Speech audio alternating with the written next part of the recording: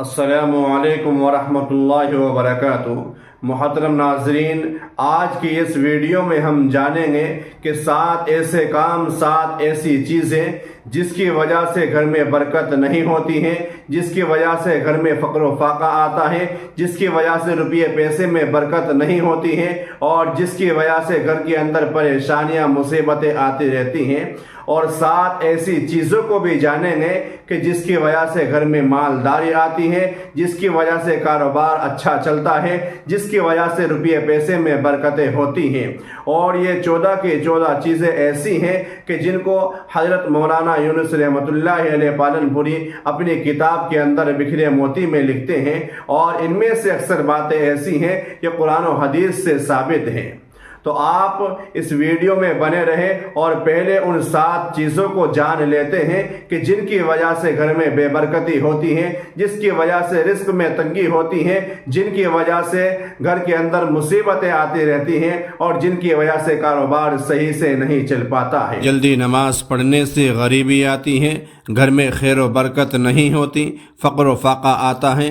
یہی وجہ ہے کہ بہت سارے مسلمان لوگوں کی عادت ہوتی ہے، وہ جلدی جلدی نماز پڑھتے ہیں، جس کی وجہ سے ان کی عمر میں برکت نہیں ہوتی۔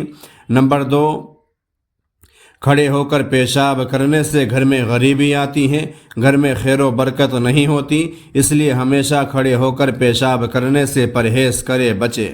نمبر 3، پیشاب کرنے کی جگہ وضو کرنے سے غریبی آتی ہے، فقر و فاقہ آتا ہے، گھر میں خیر و برکت نہیں ہوتی۔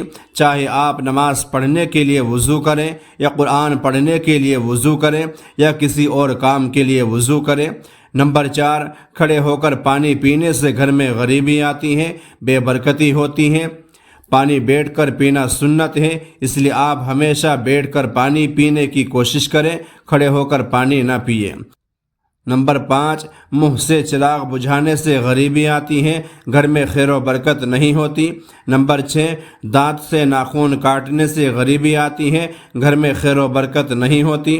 نمبر 7، دامن یا آستین سے منہ صاف کرنے سے غریبی آتی ہے، فقر و فاقہ آتا ہے، گھر میں خیر و برکت نہیں ہوتی۔ بہت سارے لوگوں کی عادت ہوتی ہے دامن یا آستین سے منہ صاف کرتے ہیں، اس لیے دامن یا آستین سے منہ صاف کرنے سے بچنے کی کوشش کرے۔ تو اب ان 7 چیزوں کو بھی جان لیتے ہیں کہ جن کی وجہ سے گھر میں برکتیں ہوتی ہیں، جن کی وجہ سے کاروبار میں برکتیں ہوتی ہیں، جن کی وجہ سے کاروبار بہت اچھا چلتا ہے، جن کی وجہ سے روپیہ پیسے میں بہت برکتیں ہوتی ہیں، جن کی وجہ سے گھر میں مالداری آتی ہے، جن کی وجہ سے رزق میں بہت زیادہ برکتیں ہوتی ہیں۔ تو یہ 7 چیزیں ایسی ہیں کہ ان تمام 7 چیزوں کی وجہ سے گھر میں بہت برکتیں ہوتی ہیں۔ تو نمبر 1، قرآن کریم کی تلاوت کرنے سے گھر میں خیر و برکت ہوتی ہے، روزی میں خیر و برکت ہوتی ہے، مال میں خیر و برکت ہوتی ہے۔ نمبر 2، 5 وقت کی نماز پڑھنے سے گھر میں خیر و برکت ہوتی ہے، روپیے پیسے میں خیر و برکت ہوتی ہے، کاروبار اچھا چلتا ہے۔ نمبر 3، اللہ کا شکر ادا کرنے سے گھر میں خیر و برکت ہوتی ہے، مال میں خیر و برکت ہوتی ہے، روپیے پیسے میں خیر و برکت ہوتی ہے۔